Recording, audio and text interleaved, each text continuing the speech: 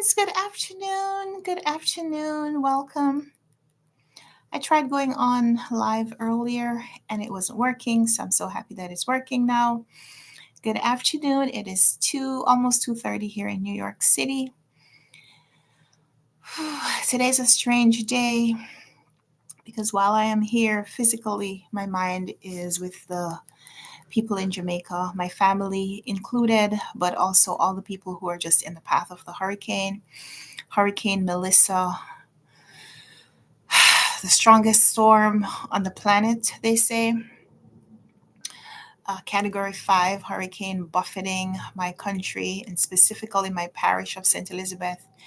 St. Elizabeth is where the hurricane was predicted to make landfall, and I haven't heard an update since then, so I don't know if anything changed. But I spoke to my family last night when it was, well, yesterday when it was windy, last night when it was windy and raining, and this morning after several hours of it. I've spoken to them and they are safe.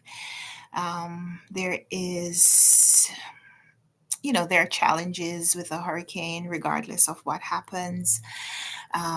There is not going to be there's no likelihood really that nobody will not have damage, like nobody will be um, fully unscathed.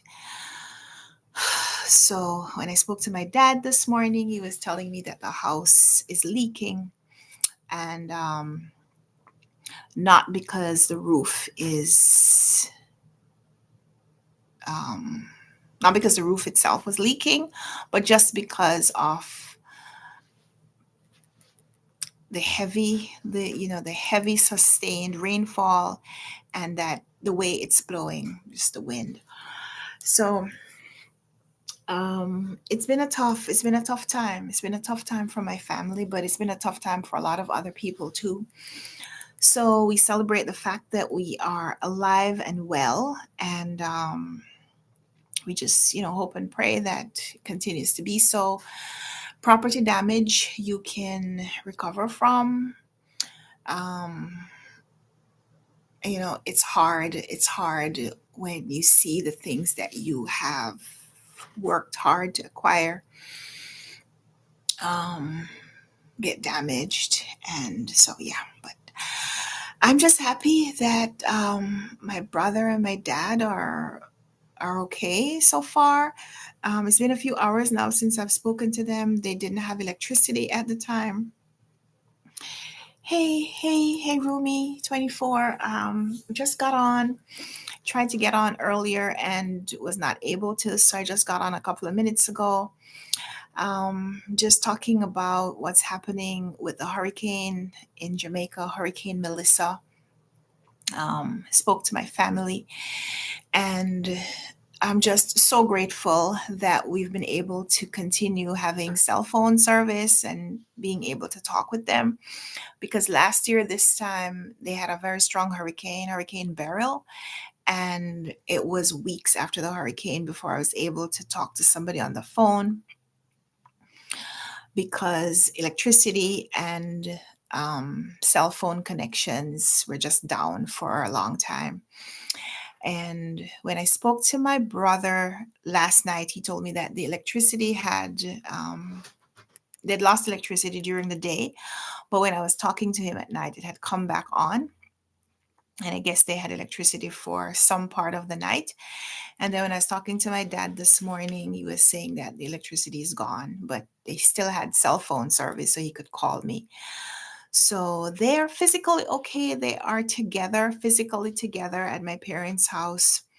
Um, it's just, it's a lot. They're dealing with a lot. And they're dealing with a lot.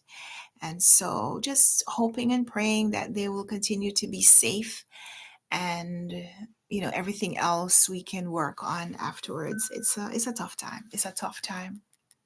So I'm going to try to distract myself. This is what I do when there is a situation that I cannot control, when I cannot do anything. I try to do something else. So I'm gonna probably just read today. I don't have too much to say. I don't have a box package. I don't have a package to unbox. It is Tuesday. There are new books coming out, but I don't know what any of them are. I don't have any. Um, let's see if we can find some news from from one of the publishers. Let's see what books are coming out today. If there are any books that we're interested in. But yeah, just in general, I don't have anything else to report. My mind has just been so focused on what's going on with my family that I haven't really been thinking about much else.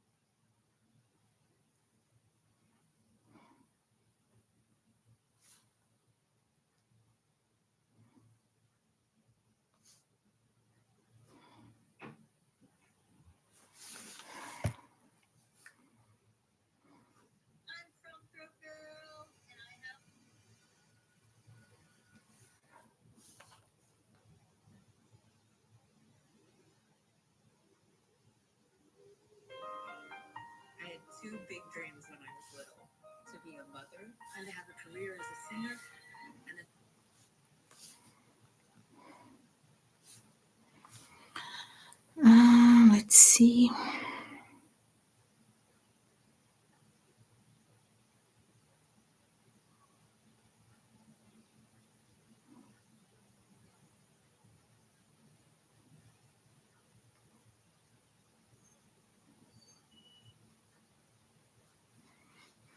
Books that are coming out this week. Do they have a list on sale?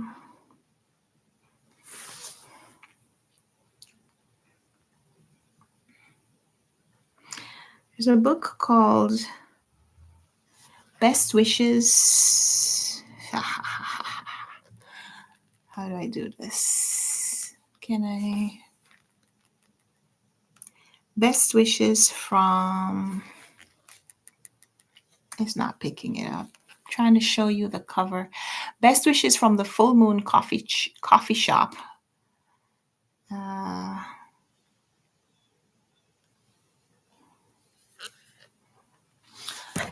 Best Wishes from the Full Moon Coffee Shop, which has a cat on the cover. I was looking for a book that had a cat on the cover. Here's another one. That comes out today.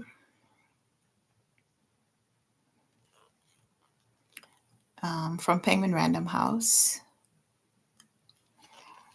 Let's see. Nick, it's awesome to have you here. Yeah. I think you're the only guest to ever be on.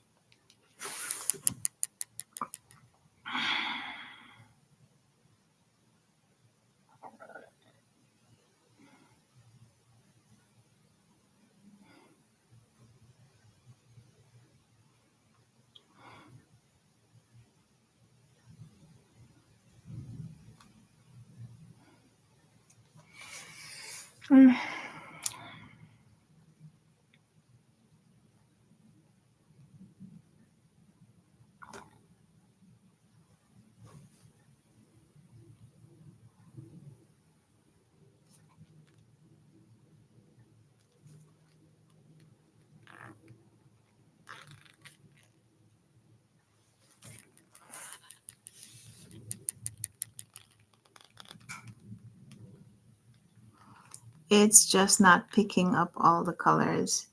It is This rounder object is a paper lantern, and then there's the cat sitting on the top of it.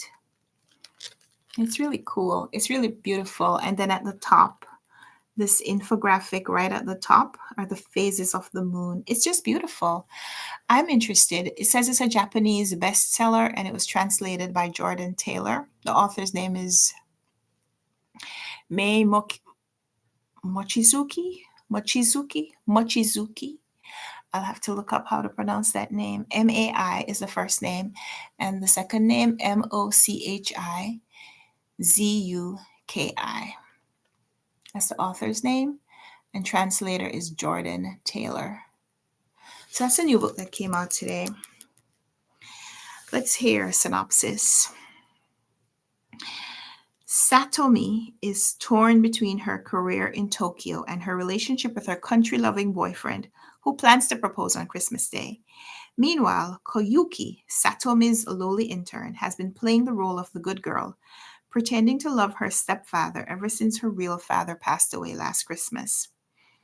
Satomi's sister-in-law, Junko, who lives in a small town with her husband and their toddler, has a strained relationship with her abusive father, who she hasn't seen since university.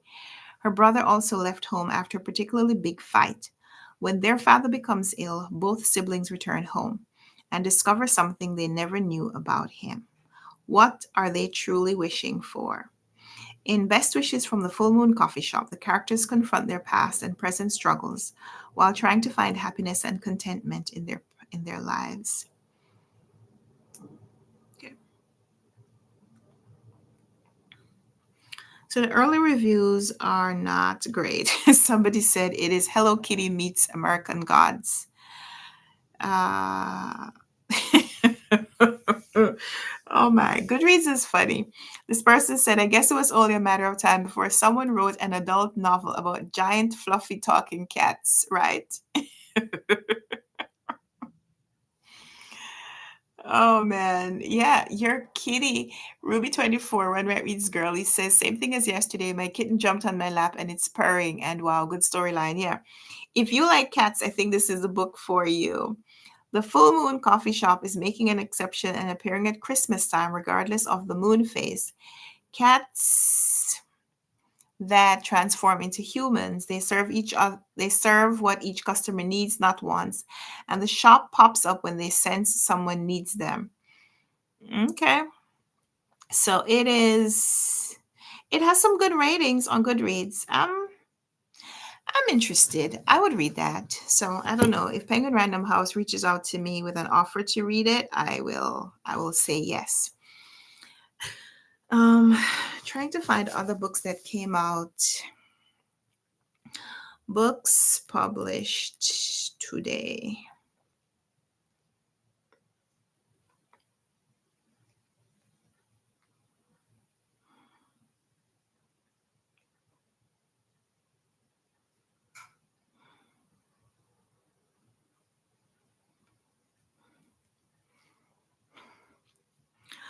October 28th, publication date.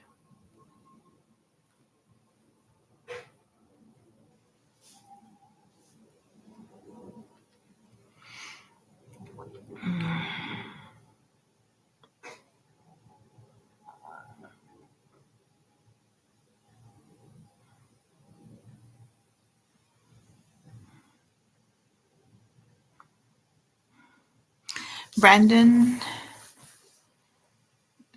let's see.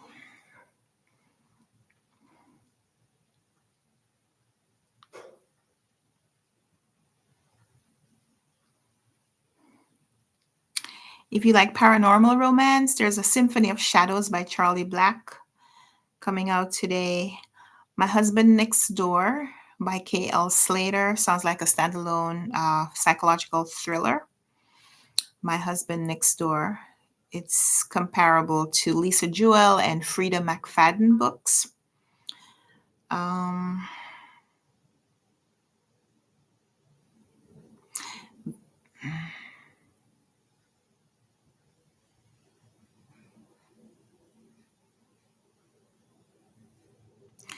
I'm looking for some authors that are. Oh, Mark Danielowski. That is the author of House of Leaves, I think, has a new book coming out today. That's Tom's Crossing. And BJ Daniels is a Harlequin romance with a country and western twist. She has a new book coming out today called Reckoning with the Cowboy. Nelson DeMille and Alex DeMille have a book coming out, The Tin Men. Christina Dodd has a book called Much Ado About Mistletoe. Sarah Driscoll has a book coming out called Deadly Trade. Viola Estrella, Little Amish Girl.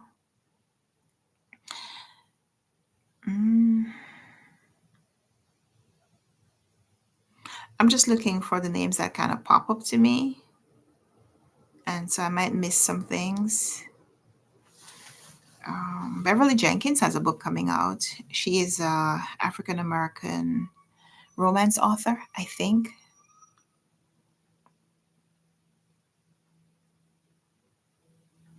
Oh, Jonathan Kellerman and Jesse Kellerman has a book coming out called Coyote Hills. Roomy 24, Runwright Reads Girlie says, Full Bloom Coffee Shop. Got it. I'm a huge cat lover, by the way. Awesome. I love it. Vanessa, Maya. Most of these names on the list I'm not familiar with, so I can't go through the entire list. The book we just talked about, Mai Mochizuki, Best Wishes from the Full Moon Coffee Shop.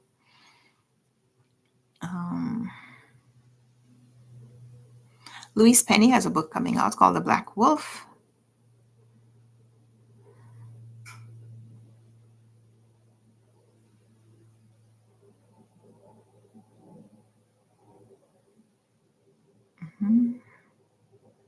Josie Silver has a book coming out called Kooky Spooky Love. Zadie Smith has a book coming out. I did not realize that. Zadie Smith has a book called Dead and Alive. I'm going to check that out because Zadie Smith is one of my authors that I will automatically look her up. Zadie Smith, her mother is Jamaican. So Zadie Smith, even though she is a British woman, British author, we've read her for the Runwright Reads book club because she's a daughter of the Caribbean. So let's check out Dead and Alive by Zadie Smith. This is essays. Okay. Essays. In this eagerly awaited new collection, Zadie Smith brings her unique skills as an essayist to bear on a range of subjects that have captured her attention in recent years. She takes an exhilaratingly close look at artists, and she invites us along to the movies to see and to think about Tar, and to New York to reflect on the spontaneous moments that connect us. She takes us on a walk down Kilburn High Road in her beloved Northwest London and welcomes us to mourn with her the passing of writers Joan Didion, Martin Amis, Hilary Mantel, Philip Roth, and Toni Morrison. She considers changes of government on both sides of the Atlantic and the meaning of the commons in all our lives. Okay, so it's a book of essays. Dead and Alive. I was wondering if it was going to be a new novel, but it's nonfiction. Yeah, I don't know most of the authors' names on this list are not familiar to me, so I won't go through all of them. I can't. I can't.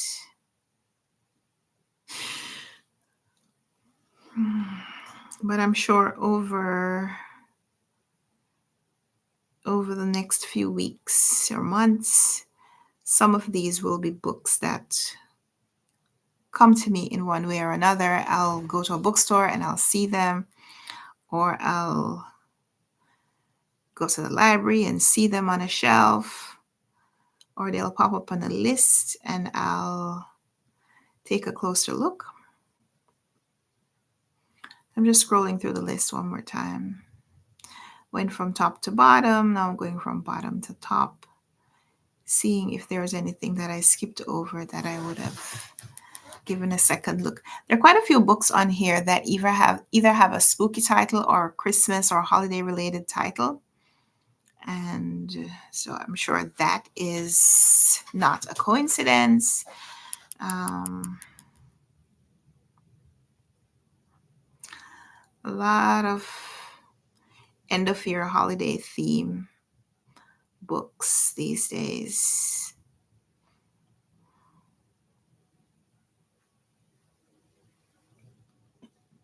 The Anthony Bourdain Reader. What is this?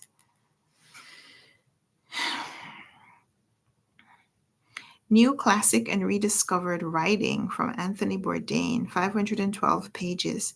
Anthony Bourdain represented many things to many people, and he had many sides, but no part of his identity was more important to him and more long lasting than that of a writer.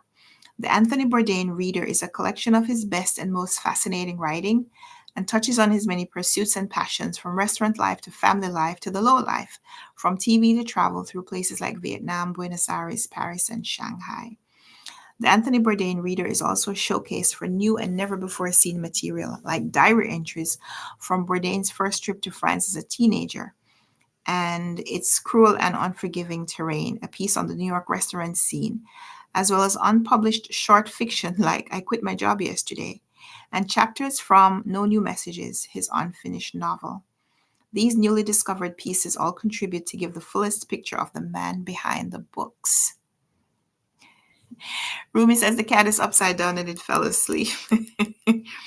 I am interested. I'd be interested to check out Anthony Bourdain's collection. I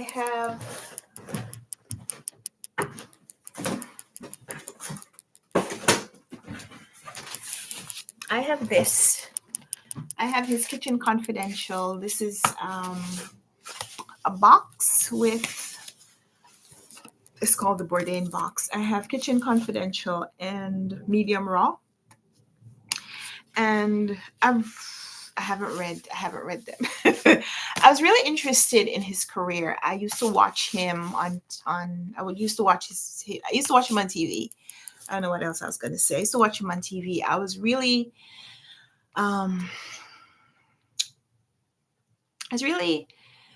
upset about his death, and I figured at some point I'd be able to come back and read his Kitchen Confidential and Medium Raw.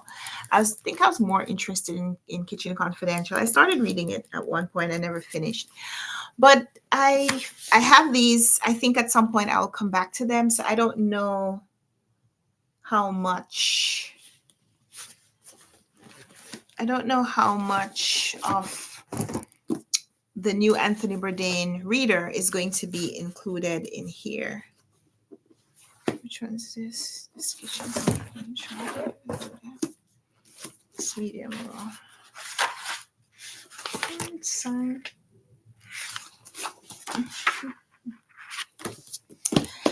Yeah, so that comes out today. The Anthony Bourdain Reader, 512 pages. It is $30. You see? $40. It's $40 full price, $29.93 if you purchase it on Amazon. There's a Rita Mae Brown book coming out today, Fox and Furious.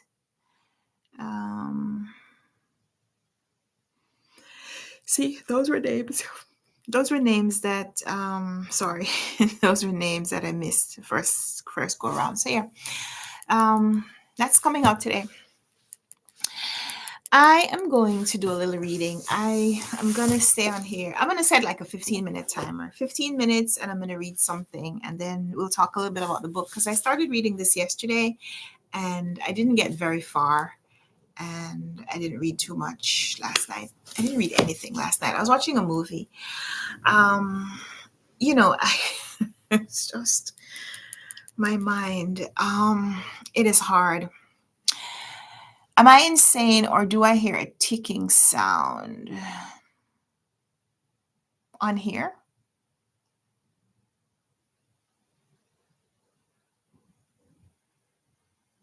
My clock is in the background. I don't think you should be able to hear it any different from what you usually hear because it's always in the background. That's the only thing that I know that would be ticking. Um,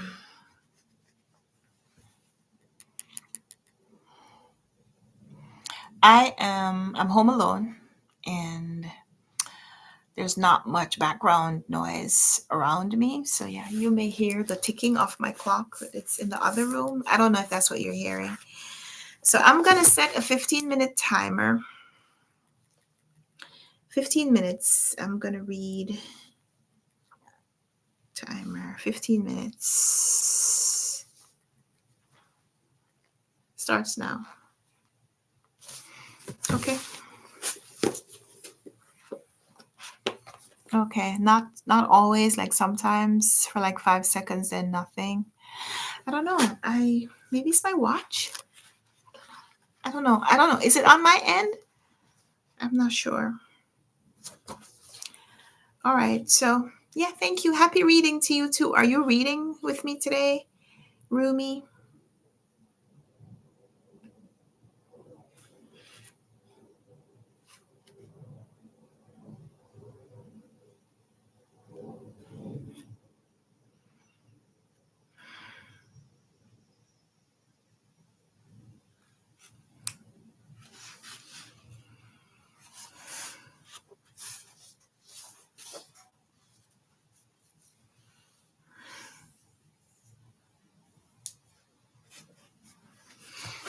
I'm going to get a blanket because I'm cold. I can't move to go get a book, so because my cat is in my lap. Yes, I know. I understand. Whatever you do for 15 minutes, enjoy. Happy that.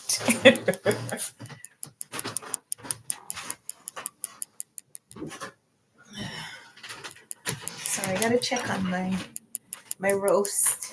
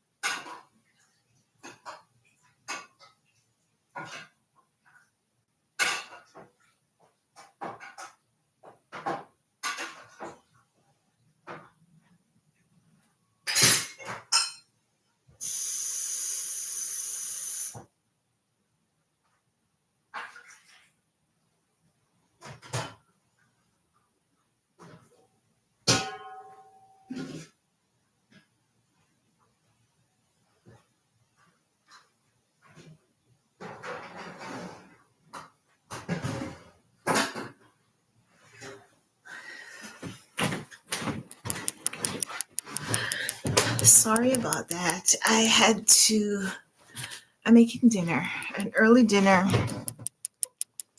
because I'm making a turkey.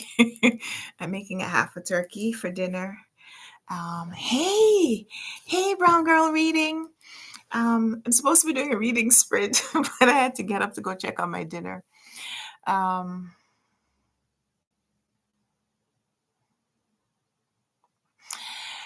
Rumi says she thinks it's my phone. The sound appears when my phone moves. Yeah, I don't know. You cook cabbage. I I have a cabbage in the fridge. I should cook too, but I think I'm gonna make Brussels sprouts. I'm making like a little bit of a early Thanksgiving kind of inspired meal. Not because we don't have Thanksgiving at my house. Usually for Thanksgiving we go to our extended family, and someone gave us a turkey. Someone gave us a turkey and it's just been in the freezer for a long time. So I cut it up and I'm roasting like a half of it. And I'm gonna have some Brussels sprouts and some sweet potato. And I'm so excited. I'm so excited. So I am. One of your friends gave you a half of a turkey? Yeah. The only time I have ever cooked a turkey at home was the year of COVID because we didn't go to the family. We didn't go to the extended family that year. And then I had just bought a turkey breast, and it was okay, but it wasn't the best. It wasn't the best. But now I cut it in half. So I'm roasting just a half of the turkey, and it's a small turkey, so it's actually gonna be okay. The half of a cabbage head. Okay, I have a full cabbage in the fridge, but maybe I'll make that tomorrow or another day. Another day. So what do you do with the cabbage? I know I should be reading, but I want to chat. What do you do with the cabbage? Um, I saw someone the other day roast a cabbage. I forget now where I saw it, but it was like really interesting. Um,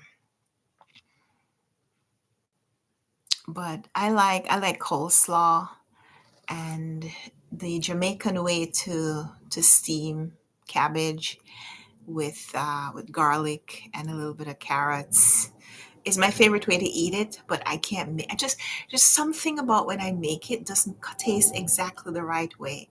But I remember when I was working in Jamaica, I used to work at the bank, and we had a lady who used to cook for us, and she made the best steamed cabbage that you could ever want. Like, I would just ask her, "Can I just get a bowl of this?" But yeah, I can't. I don't know, something about something. I can't make it. I am reading this book, Dee Dee. I'm reading Mr. Loverman by Bernadine Evaristo, and I think you were the person who recommended this book to me. I don't think I'm wrong about that. You are the one. I've heard you talk about this book.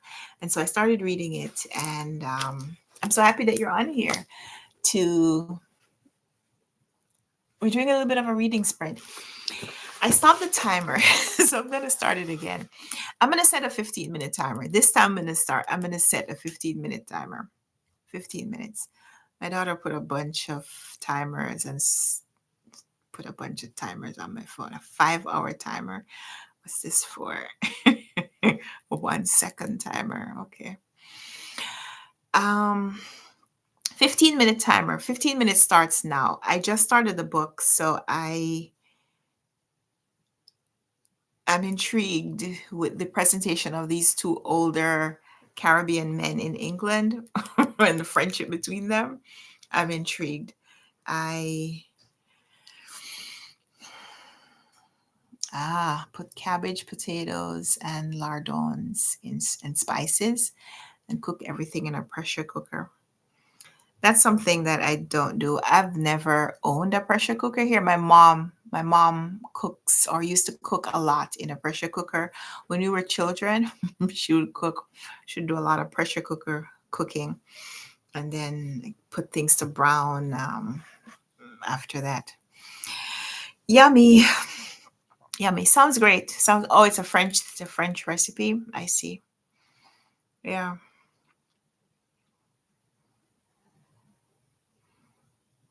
I did a corned beef and cabbage. Um, I think the Irish corned beef and cabbage recipe, because corned beef and cabbage in Jamaica means canned corned beef. Okay, it's the French thing to use the pressure cooker. Okay, interesting. Yeah, I don't hear too much about Americans cooking with a pressure cooker these days. I think people are more. You more hear people talk about like an instant pot or a crock pot, which I think are the opposites um, in American cooking. But yeah, that's sounds yummy. Sounds yummy. I don't eat pork, but sounds yummy anyway. All right, I'm going to set my 15-minute timer and let me know if you're reading along with me, what you're reading. What you're reading. So 15 minutes. 15 minutes. And I'm reading this.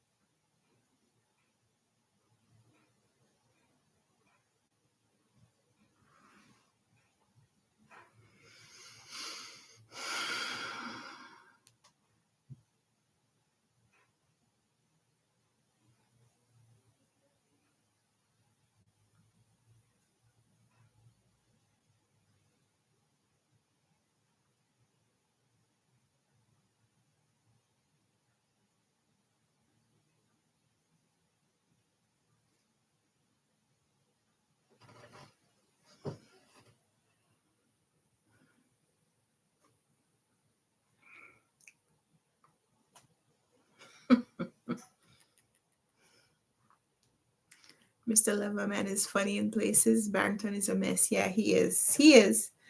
I could tell that already.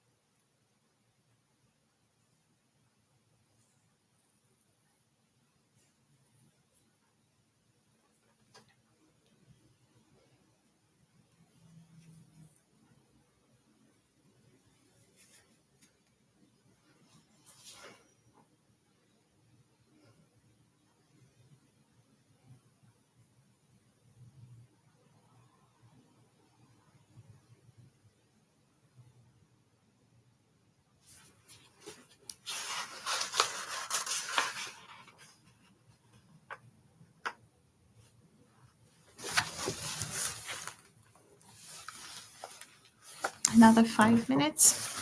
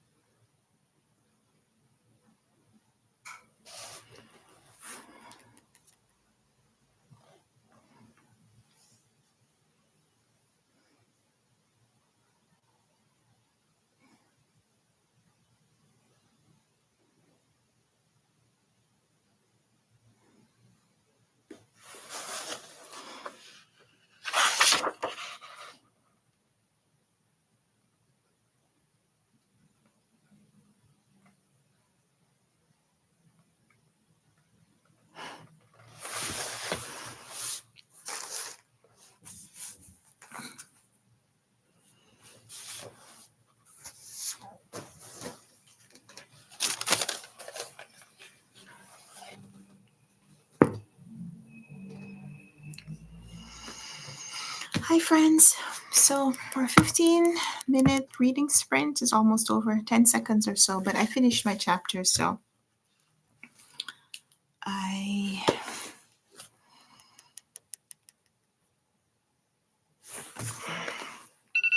There we go. 15 minutes. I was reading Mr. Loverman by Bernardine Evaristo. We're reading about Caribbean men living in the United Kingdom.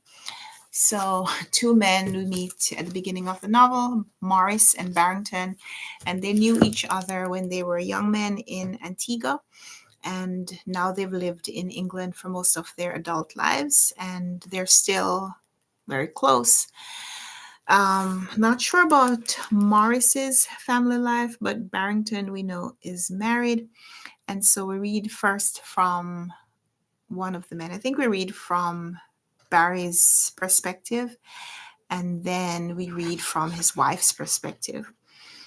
And a lot of it is familiar to me, like familiar representation of Caribbean life and Caribbean people, especially this chapter from the wife's perspective. Her name is Carmel, and she's recounting tales of growing up with the expectation that she's going to get married and move away from her home in Antigua, and or for me in the Caribbean, in Jamaica. This expectation that this is what she's going to do, so she has to find someone who will help her move in that direction. So we meet her on her wedding day, and she's reflecting on, the scenes, the people, her pride at having scored this very nice looking man, that there was concern or fear, even though she's only 16.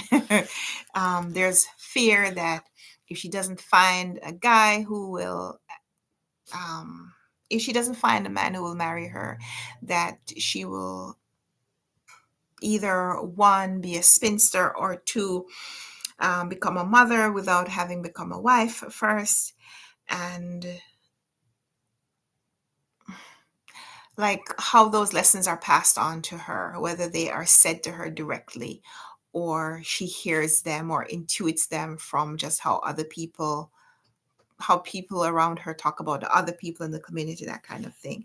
So that part of the story, that perspective there is just very familiar, because having grown up in that kind of with that kind of a background, the characters they seem like people, or they look like people that we know.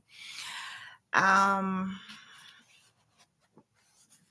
am very interested to see, because we get a little backstory from Barrington. We get a little backstory from how he and Morris started off as kind of rivals, that they were competing for scholarship when they were young men in the Caribbean. And, there's a little bit of that discussion of the opportunities that are available, but how limited they are. So when someone's growing up in that, that kind of, in that time, when someone was growing up in the Caribbean in that time, rural part of a Caribbean country, there may have been access to one or two scholarships, and the people who received those scholarships usually went overseas to study, and they would have access to a lifestyle and an opportunity that no one else would have. So only the top student would have that, and it would be a great opportunity, but the person who was in second place and everyone below them would not have that opportunity. So it was a very like a very dichotomous experience, where one person would just move on and the rest of the people would not.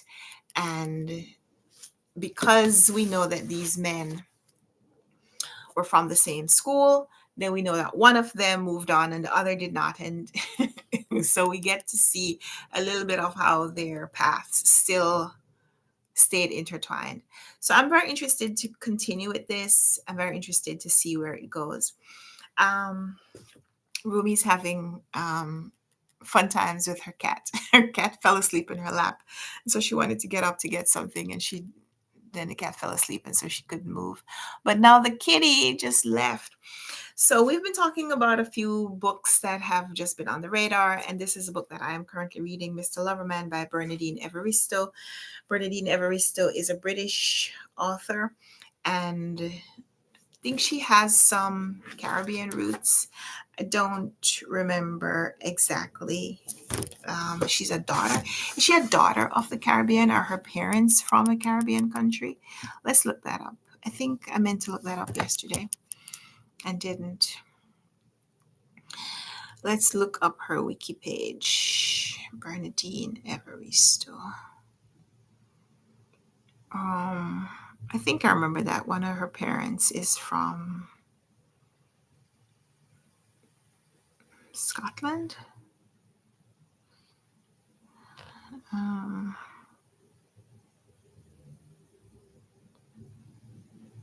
Okay, no. Okay. I was wrong about that. So Evaristo was born in Southeast London. She is the fourth of 8 children born to an English mother and a Nigerian father. So her background is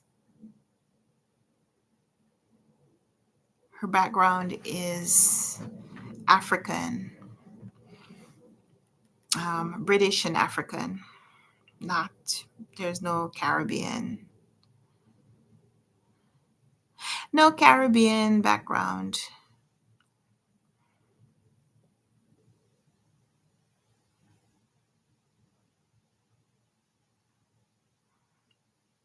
Okay.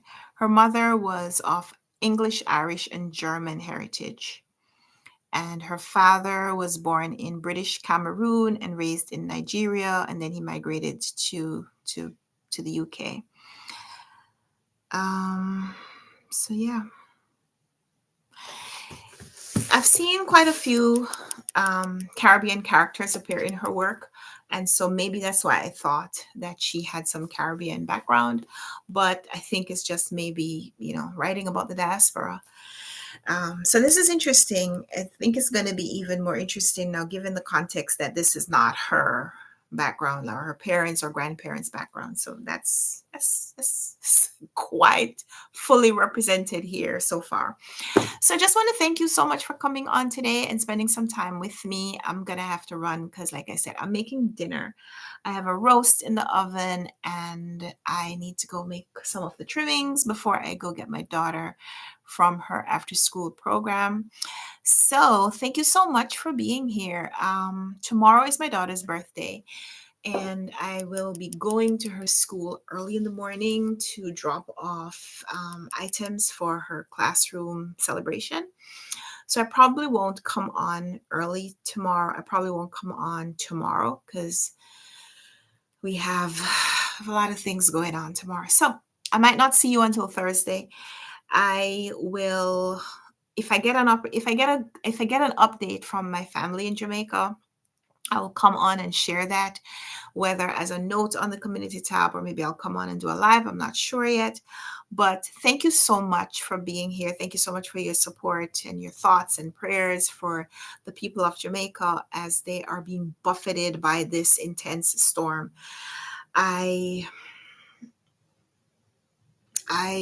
We're just hoping and praying that they will continue to be safe and we could deal with everything else. We could deal with the other things. So if I get a good update, which I'm hoping to get a good update, I will come on and share with you.